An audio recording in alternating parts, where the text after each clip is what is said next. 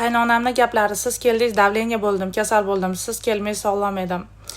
Insonni nima kasal qiladi? Dard kasal qiladi. O'zini o'zi yeyish, stress kasal qiladi. Mana shu kelinni har bitta qilig'iga asabiylashib, nervnchit qilib, idish tovoq yuvmabsan, uy supurmabsan, eringni ishga kuzatmabsan, ovqat qilmabsan deb asabiylashgandan ko'ra, shu narsalarni, hamma narsani kelinga topshirib bilganingni qil. Men undan ko'ra hayotimni mazza qilib yashayman. Ertaga men o'lib ketsam ham baribir uyim senga qolib ketadi, yig'ishtirsan ham yig'ishtirasan, yig'ishtirmasan ham yig'ishtirasan. O'zimni hayotimni yashayman. Zarilmi menga deb shartta o'g'lidan pulni olib sanatoriyalarga borib, o'rtoqlari bilan gaplarga borib mazza qilib yashasa bo'lmaydimi?